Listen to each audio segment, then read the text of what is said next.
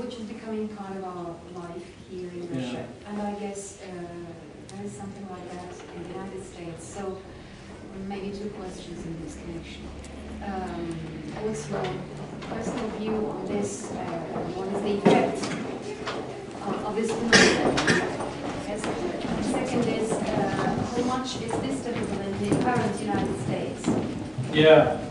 Wow, that's a great question. Let me just put that term on the board.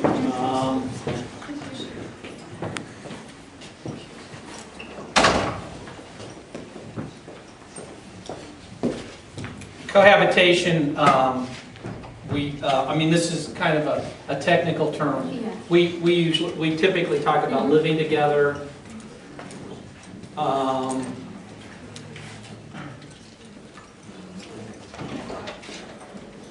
And this really represents, in the United States, this represents a systemic change in U.S. sexuality. I talked about the social organization of sexuality, and this is one of those things that really has become not just something that happens, but something that is in essence just a part of sexuality in the United States. So living together used to be completely out of the question. It was, even when I was a child, still referred to as living in sin. Are you familiar with the term sin? Sure. Okay.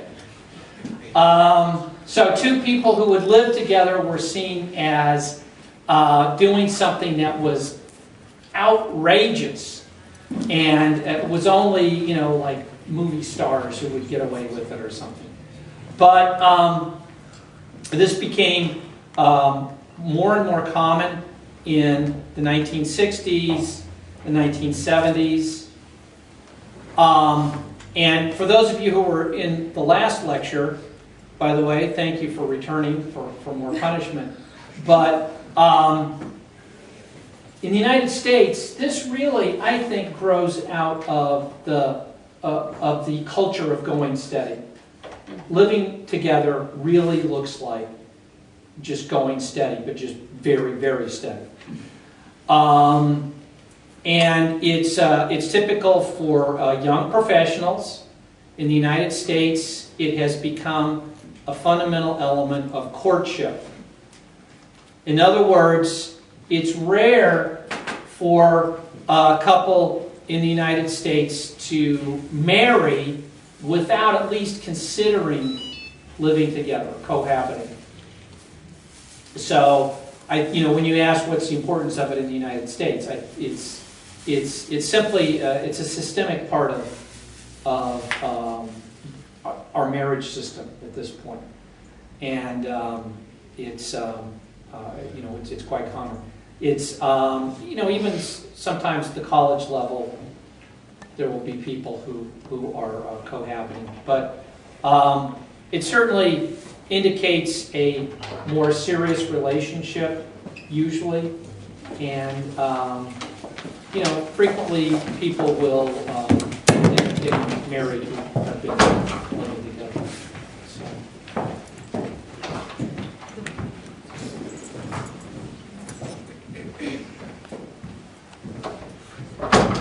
So again, no one has asked the horrifying question I thought I'd have to answer. I really want to know what the horrifying question is. Yeah, you'll never know.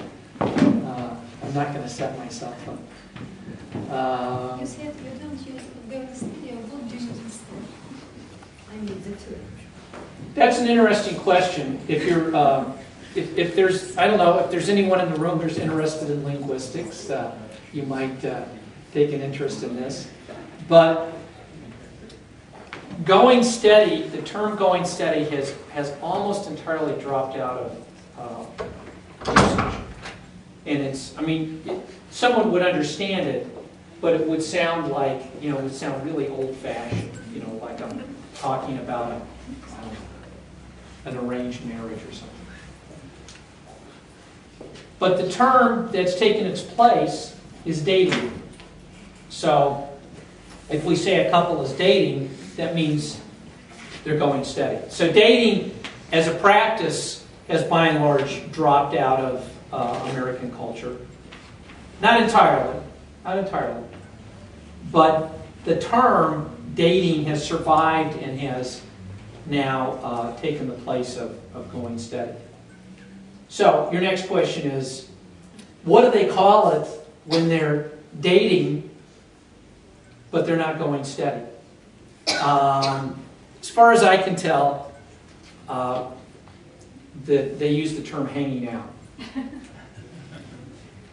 We're just hanging out. You know, if I'm just hanging out with somebody, it's, you know, it could be anything, but it's the implication is that it's not serious at all. So if you start dating, though, then that means that you're doing lots and lots of things together.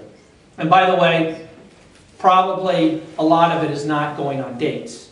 If you're dating, that means you're doing many things together, both casual and not so casual. But a lot of it is just spending time together. If I can just add, I think people also might say, I'm in a relationship with him.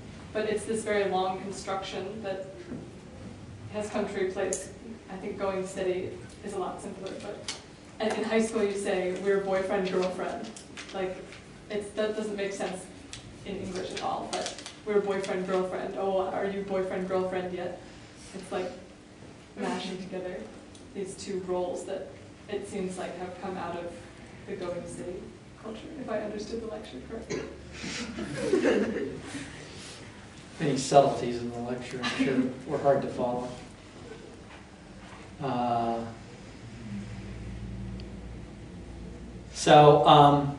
Several years ago, I talked about my same topic to a group of Chinese students who were from Beijing Union University, who had come to my university for a summer school. And when they were presented with the topic, they took it to mean that I was going to tell them how to get dates in the course of my lecture. I'm sure they were very disappointed with what I had to say. But I did invite them to, you know, if they wanted to get a boyfriend or girlfriend, that they should just simply enroll at Seton-Hill's University. They would probably end up with a boyfriend or girlfriend, you know, very quickly. So, so any of you who are interested in coming to my university, please let me know. Yes?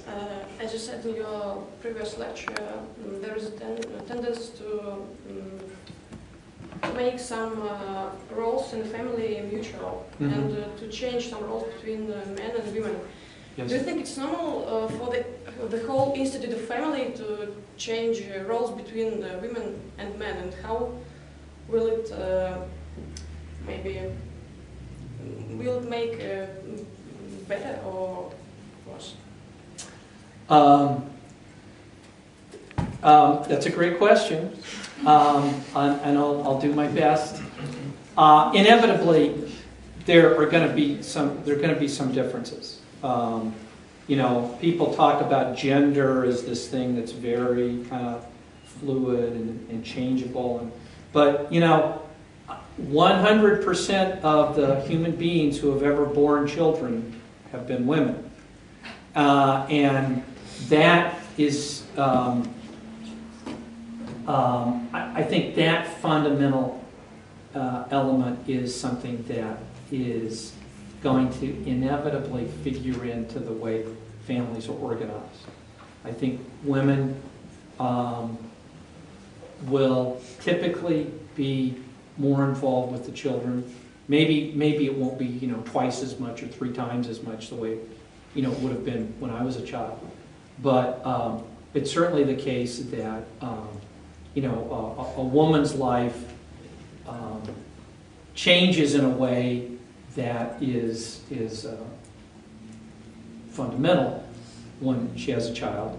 That's not quite the same for a man. Certainly, you know, when a man becomes a father, his life changes greatly, but it's not the same as it is for a woman. Having said that, though, I think it's the case that as more and more women are working after marriage, working after they have children, that the roles should be more equally distributed, because everybody should be helping take care of the children, and if the woman is working, she needs some support to do that. So I think that's the economic issue of women working is going to become more and more compelling. And in my country, it's not the case that typically women work because it's glamorous or because they just feel that it's going to be good for them in some kind of egocentric way. But they work because that income is necessary for the family income. So, is it a good thing or a bad thing? I'm afraid to give an evaluation of it. But I think equality is fundamentally a good thing. So I'll go with that as my judgment. Alex? Nikolai, I'm sorry. What do you think about a lot of people in prison in the USA comparing with the other countries? What's the problem? Maybe inside society? Yeah. It is the case that many people are imprisoned for crimes that are not violent crimes. There's a large portion of our prison population that is there because of some drug-related crime. The rapidity with which the prison population's grown in recent decades is, it really speaks to some social trends that I think are fairly bad ones for the United States. So, what are those trends? The United States has a rather meager social safety network, so that if a person finds himself without work, it's likely that he's going to have very few options, and criminal activity may be one of those. So that's part of it. The other part of it is that the United States still is a society where race is a division that makes a big difference in people's lives. If for a black male growing up in my home state, California, it's more likely that black male will be murdered than that he will attend the University of California. So the difference in your life if you're born an African American in the United States is tremendous. Just from one child to another child. Certainly, my family dealt with a lot of poverty, but we never had to face any issues regarding race growing up. Well, I say all of this because a very large proportion of our prison population are African Americans. So that's another one of these social trends in the United States that it's a sticky trend. It's one that doesn't seem to want to change.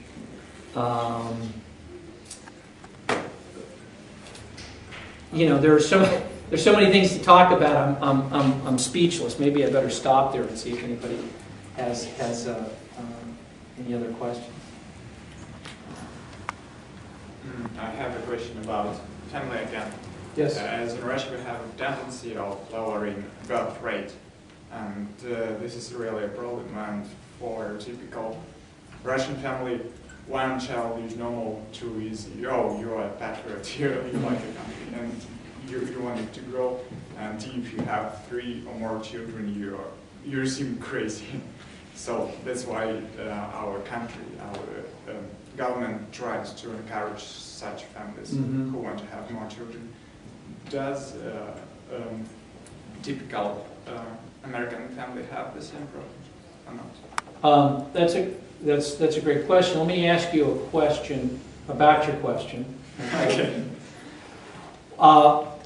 When you say that a family with 3 children, that seems crazy, why assuming nobody's uncomfortable with that characterization, why does it seem crazy that for a family if they have more? They ask people from other families, come to them and ask how are you going to educate them properly, how you are going to manage with 3 children. Okay, so it's more expensive. Money is a problem. I think we have a comment right behind you. Probably the families with low income are considered to be crazy. But families, prosperous families with 3, 4, 5 children, they're just taken as for granted. They're treated well in the society. But is it common for prosperous families to have more children? I think yes. Some of my friends have families with 3 or 4 children. Well, the trend toward lower birth rates is one that is quite general in the developed world. There's a sociological construction known as the demographic transition. You familiar with that? Is that something that those are long English words. We like words with just one syllable. So demographic, But what happens in developed countries, and in this, I can't even say typically because so far it's happened in every developed country, is that there's a movement from having a high birth rate and a high death rate towards having a low birth rate and a low death rate. And so, as I talked about last hour, my family had, my father's family had 8 children who survived, who grew to be adults. And here I am, just a generation later, and I have 2 children. So that is something that is a trend in the United States. In the United States, I think it is far more likely that a family would have 2 children than only 1. But the trend is certainly clear. The United States still has a growing population, although a higher and higher percentage of that is from immigration in the United States. But I think in terms of our birth rate, we're probably just only slightly above the point of replacement, which would be 2 children per family. Just slightly above that, and my guess is that in another decade or so, we'll be, our trend will look more like Russia's trend. And not just Russia. I mean, this is something that is true for Japan. It's true in many other countries in Western Europe and in Eastern Europe as well. So,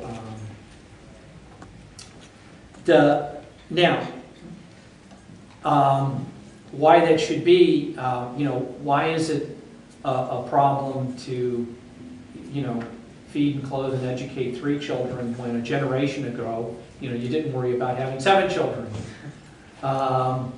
It does seem to be the case that we invest more resources in children today, so that the kind of resources I got as a child were far, far higher than what my father was able to realize. And and then the extraordinary resources that I've invested in my daughters, I can't even begin to talk about. So that tends, I think that's probably not a whole explanation, but that's a lot of an explanation. And people start to think more about their career than about children. Well, yeah, one of the social statistics that usually drives fertility is just simply the age when people begin to bear children. Yeah. So right, if it's the case that as it is in my country that women more typically begin to have children around 30, then there's simply going to be fewer children. I mean, that's just inevitable. And then if you add into that, there are concerns about, well, we want to space the children, we don't want them to be too close together. We want to be able to educate them well, and these other things get figured in. Dr. Spерлoka, I'm sure that many students are dying to find out about tuition fees in the United States, scholarships, and student loans.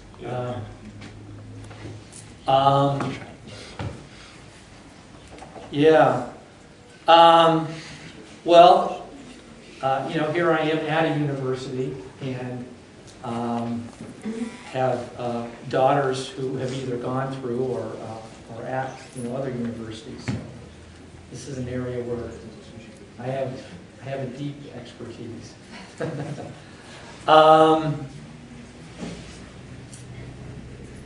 And unfortunately for all of you, I have just a lot to say about this.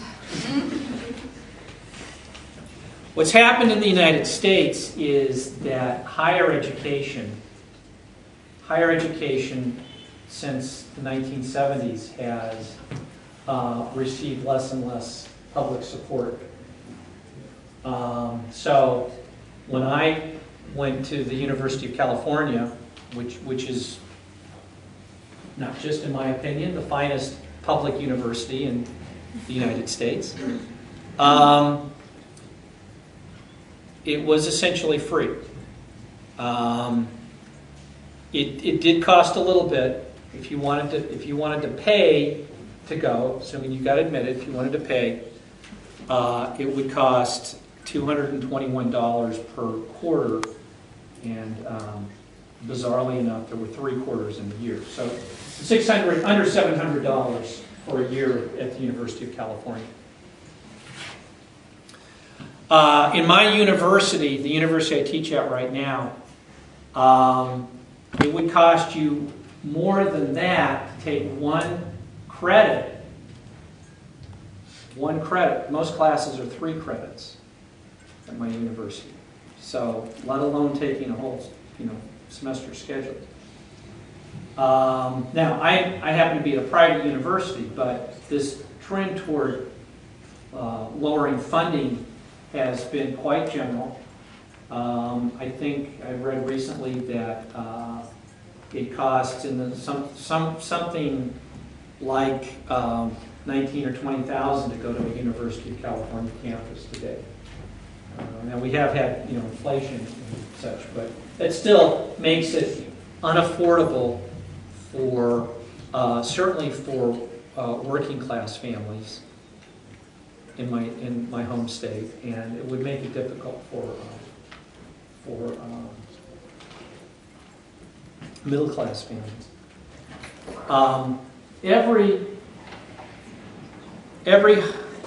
university in the United States, however, has with it a system of scholarships, loans, and grants that support the ability of students to study there.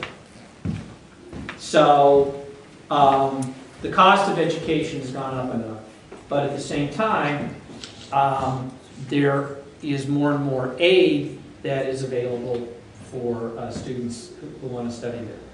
Even so, it can end up costing close to $20,000 at a reasonably priced university to attend for a year, and more than that at a university that's not so reasonably priced, even with financial aid. And part of that aid comes in the form of loans. So these loans are something that accumulate over the course of an education. And I think now the typical college graduate in the United States, typical university graduate, has something like $20,000 in loans to pay off. And I don't know if you ever read those confessionals by people who are supporters of Occupy Wall Street. You know, they hold up the thing where they. We are 99%. Yeah, we are the 99%. Many of those are students who are deeply, deeply indebted. You know, they have tens of thousands of dollars of debt that have been racked up. So, you know, this is something that is I believe it's an ongoing issue for American society as a whole, because more and more young people are interested in going to university. And because we have so few really good working class jobs available, getting a university education and being able to get into a profession has become more and more important in terms of remaining or gaining access to the middle class.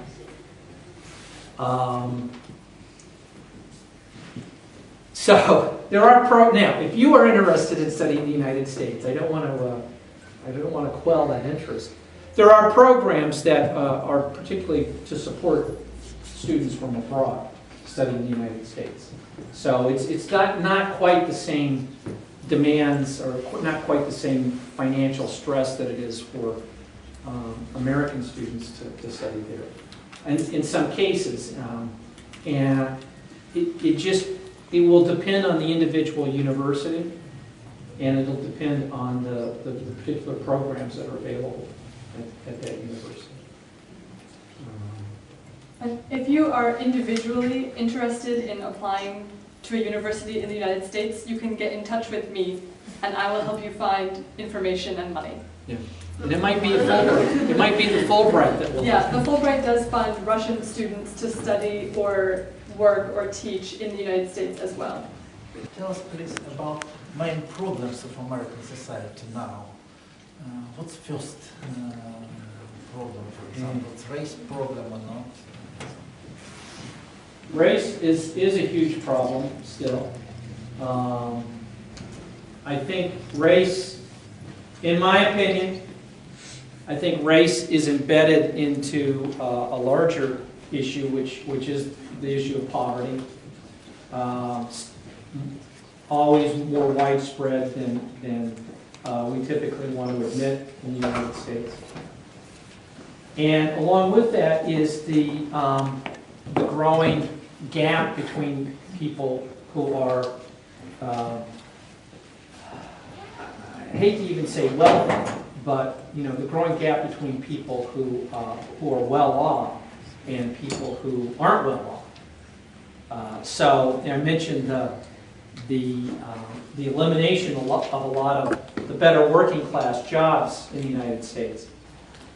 So for instance, if you take my city, Pittsburgh, and the surrounding area, you probably everybody in this room, even before you began your university studies, had at least heard of Pittsburgh.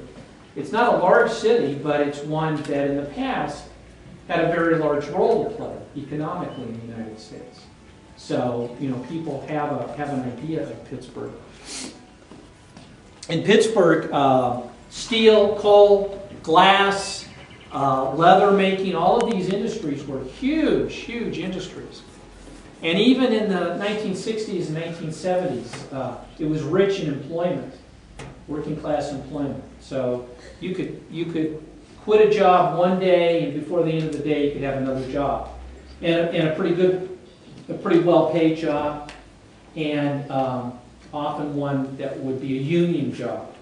Okay, so you would have the protection of the union, you'd have the benefits that the union would negotiate for you.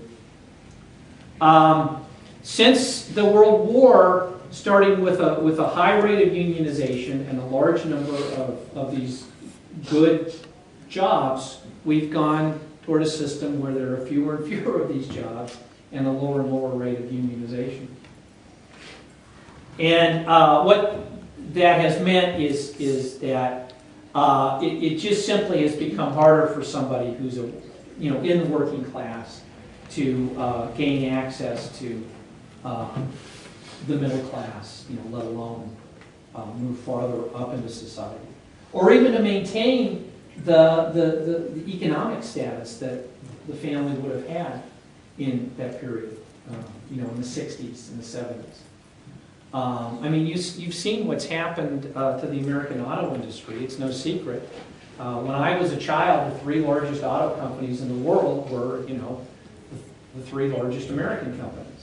And now, that's no longer the case. I think probably today it's Volkswagen. That's the largest in the world. And GM, that supposedly stood for American economic and industrial strength, has gone through bankruptcy, as has other large American companies. So that has to do with a lot of things, with economic changes that the United States could not control, with business changes that presumably could have been controlled.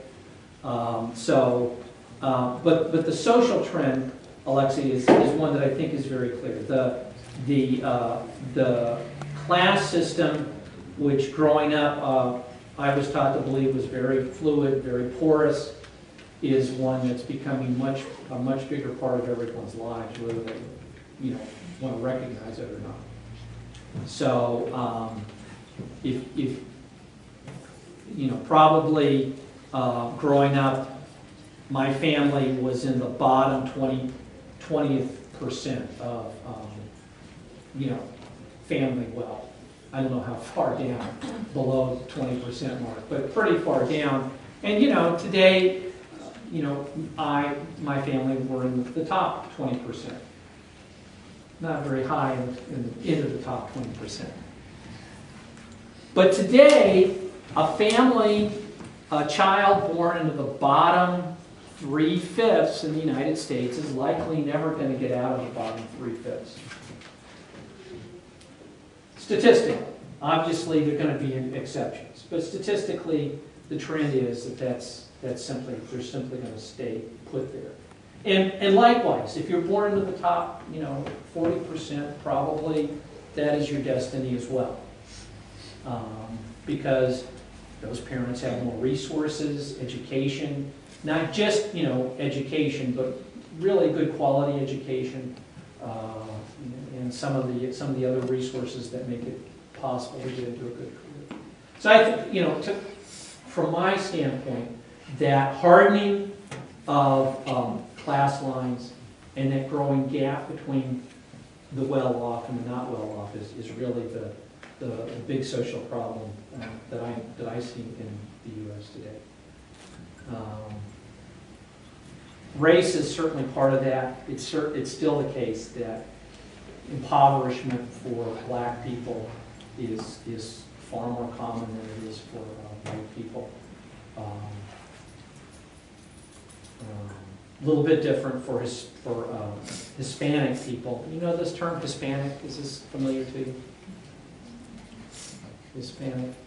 It's a term that refers to a race that doesn't exist. So I don't know how to explain it.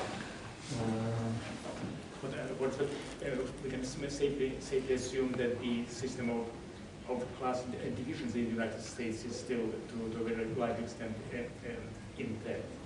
To which extent social status of a person is determined by the books he or she reads, music he or she listens, exhibition of friendships he or she maintains.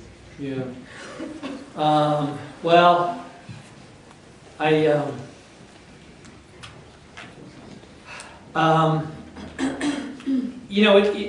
it's probably more the case it's probably less and less the case that a person's cultural attainments will set them apart in the United States.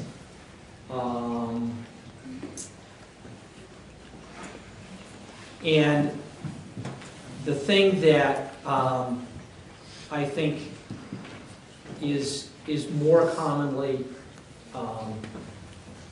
makes people distinctive is how they consume.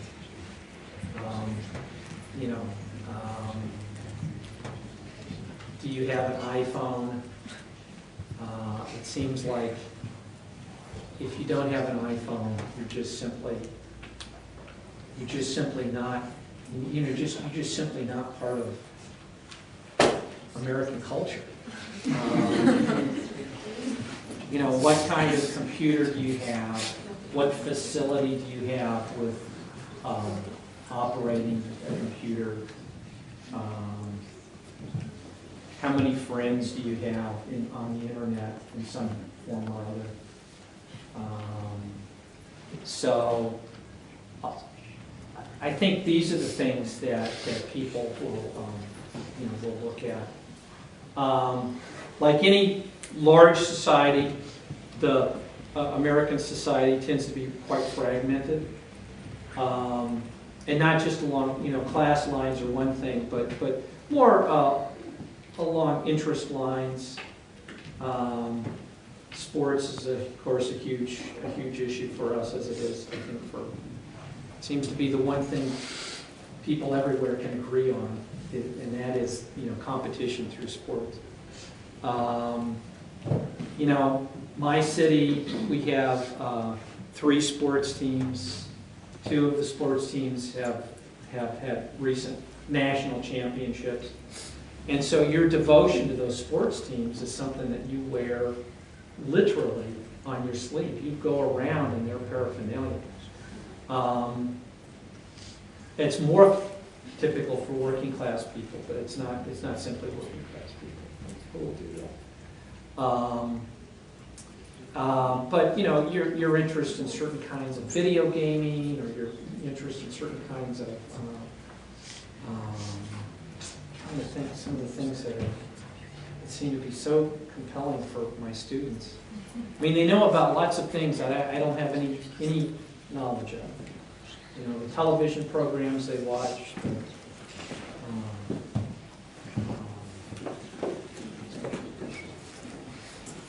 So, I think your facility with those kinds of things tend to more embed you into particular groups than does reading. Reading more and more is just a bit subversive. It's not something that's taken for granted. Even educated people often are not big readers in the United States. Probably movies play the role that novels once played. It's what movies you've seen, what movies can you talk about with some degree of precision and erudition, rather than the novels that you've read. I don't mean to say that reading is completely unknown. We still have bestsellers, and there's still millions of books sold all the time in the United States, but it's becoming more and more rarefied.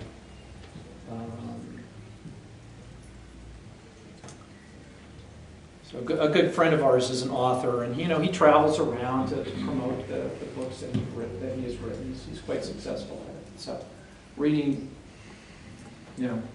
is still very important, but again, it's some it's a group of people. It's a fragment of the population who identify themselves through their reading. Yes. I spent a lot of time reading internet blogs, and people are worried.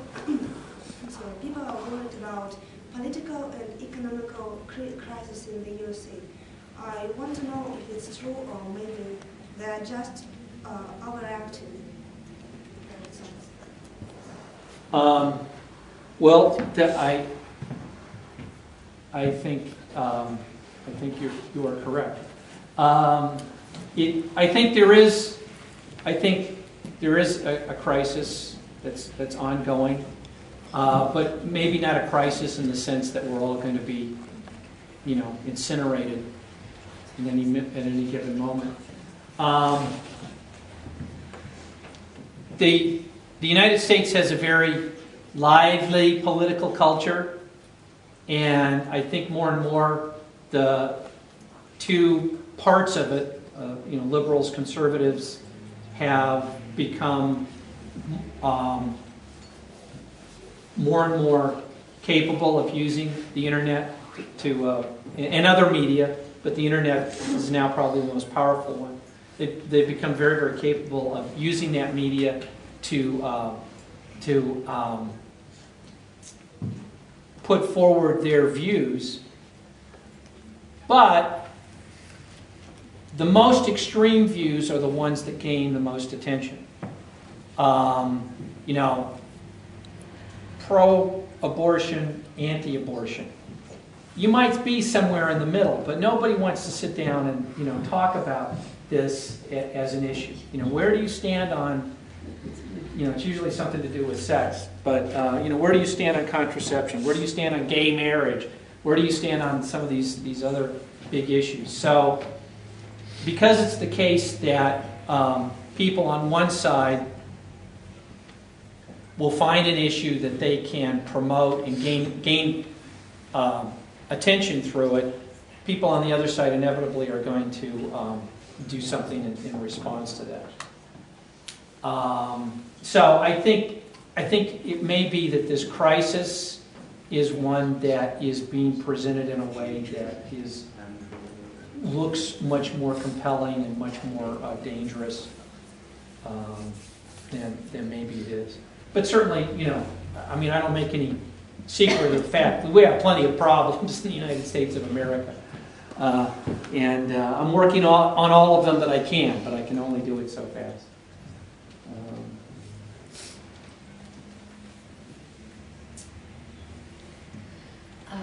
Could you name any newest tendencies or trends in American system of education that have been launched maybe in the first decade or in the second decade of the century? Yeah. Well, like for example, in the last decades of the 20th century were devoted to critical thinking. Quite a lot of focus was on developing critical thinking. Or in the first decade of the 21st century, there was such a program, or maybe it was not a program, but some project even, No Child Left Behind. What about the current tendencies? Yeah. Are there any? Yeah, well, of course. That was mentioned. Yeah, of course there are. We're great at launching programs. Right. One of these crises in the United States is a perception, and the perception, I think, in this case is well-founded, that education in the United States has really failed many of the youth in the United States. That the education system is not functioning well, and that one of the ways we usually talk about this is we'll compare the scores that American students get when they take an international assessment of math, science, reading, and students from other countries. And the United States really is always way down on the list. We're ahead of Mexico, but we're behind lots and lots of other countries. Quite apart from the whole American mentality of we always have to be first. I mean, that's just absurd. I think it does indicate that education isn't really doing a good job of preparing students for university, and it's not really taking advantage of the the potential that American students would have. To fix this, President Bush, George W. Bush, put in place the No Child Left Behind policy.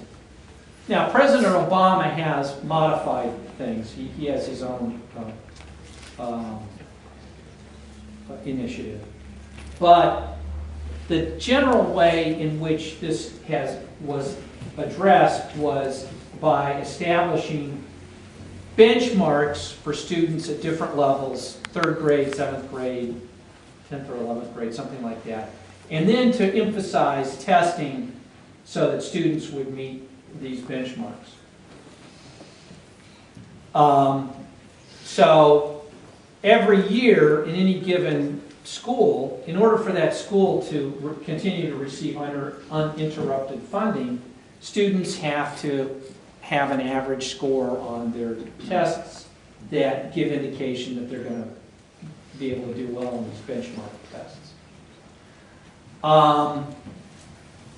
There's pretty much agreement among, policymakers and among educators, and certainly among teachers. Many of my friends are teachers. Certainly among teachers.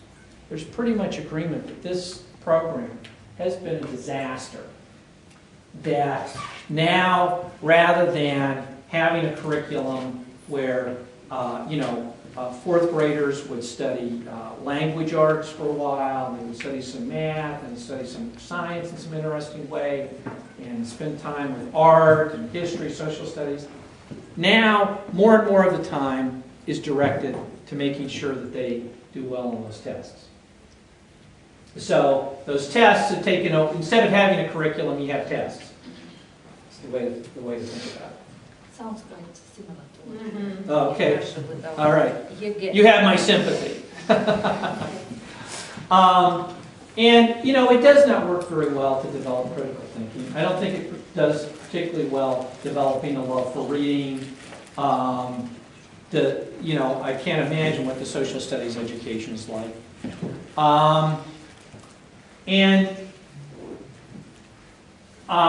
So we continue to struggle with this. Now, that's sort of from the policy standpoint. That's how somebody in Washington looks at it and says, dagnabbit, these students are not doing very well on these international tests, so we're going to make sure they do well in these areas. I think the more fundamental underlying problem is, again, the class problem. That some schools are very well funded. Students have access to very good teachers who have lots of resources. They study social studies, they have access to art, music, and they're with students who've had these kinds of things through their lives. So they have better reading skills, they have better writing skills. It's not so, if you don't have such good reading skills, but you're surrounded by people who do, that's probably going to have a long-term benefit. And then we have other schools where there is a real lack of resources. And from where we live, Ruth wasn't so crazy about her high school, but in fact her high school was well funded, and a lot of students from her high school went to some of the better universities in the United States. High test scores, and they had lots of resources. But we could probably drive 40 miles or 20 miles even in any direction and find a school where that would not be the case, where the funding would be low, where the teachers would be frustrated and maybe tired out after a couple of decades of not having many resources to work with. And just simply because our school districts are based on geography, on territory, okay, some people are going to have access to schools that are, are good ones, and some aren't. And by and large, it's the wealthy or the upper middle class that have access to the good schools, and poor people more. So the trend in terms of educational policy is, I think I've probably oversimplified it, but I don't think I've been unfair to it. But I think the underlying problem is the one I've described. In the maybe middle of the 20th century, there were created some interesting experience in the theme of the Nazis and the Holocaust to make children maybe to feel what felt Jews and Nazis in those times of the World War. I don't remember the name of the teacher, but in our country it is very hard for a teacher to create something personally, because he or she must only follow the problem or program and some rules. Is there in the USA some freedom for teachers to study those way he or she wants? Yeah, there is. There certainly is. What I'd say is there's probably less. Especially, if you're at a school where the students don't come from families that have a lot of books at home, families where the resources for education aren't so great, then you have to spend a lot of time making sure those students are ready for those exams. And again, at schools where there are more resources, then there's probably a lot of opportunity to do some things that are extra. Every once in a while a movie will come out about some teacher who has a heroic role, and in spite of lack of resources and everything else. Everything is against this guy or this woman, but this teacher manages to create a classroom that's vibrant and students really learn a lot. But that really is rare. That really is the exception, and it's not something that like I can see the movie and then I can go do that in my classroom. It's just not that. It's just not that case.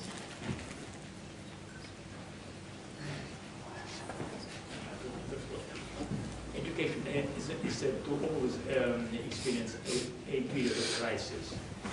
You may know that the education in Russia is higher education in Russia is now in the middle of transition to the BA/MA system. The advantages of the system are obvious. Can you think about disadvantages of that system?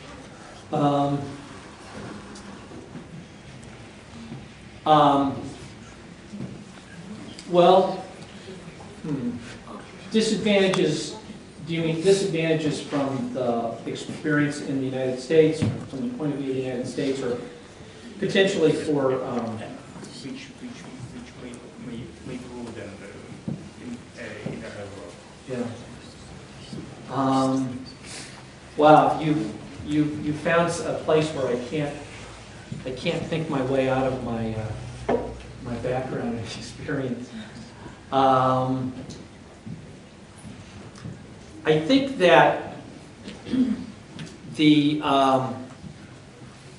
BA system that we have, the bachelor's level education that we have, on the one hand, I think probably looks different than it typically does in a European country. And from the point of view that, and if I'm incorrect, please stop me, but in our country, let's see, at my university, about a third of a student's program are still general courses. So a student may be majoring in economics, but will still have to take some courses that would be in philosophy. Still have to take a philosophy course and Some courses just for pleasure. In theory, yes, but it depends on the size of their program. Some programs are, so sizable, there's no getting away from it. My impression has been that the European programs, particularly ones with baccalaureate degrees, a one-year baccalaureate degree, students would begin to specialize immediately upon entering their university program. So pretty much all of their coursework would be in economics or whatever. I think the general studies has been valuable in the United States because you wanted people to have some kinds of common educational experiences at the university level, so that there would be a way that they could understand one another. But what I see as a problem at the baccalaureate level, at the bachelor's level, which may be irrelevant to your situation, is that the bachelor's degree is becoming more and more of a specialized degree. And in the United States, in our system, in our conditions, I believe that's inappropriate. I believe the bachelor's degree should still be a more general degree. I'm certainly not claiming to tell you what it should be for Russia, okay? But I think because of the way our education works, it's important that students have less specialization and more of a general background. And then the master's degree becomes the level where they really become specialists. That would be my view of the best situation. But the bachelor's is becoming very specialized in the United States. If you major in business, you probably have 60 credits out of 120 in your business program, and sometimes much more. And then that's business is only one example. So it's acting. The bachelor's degree is acting like a professional degree when it really was never intended to be that in the United States.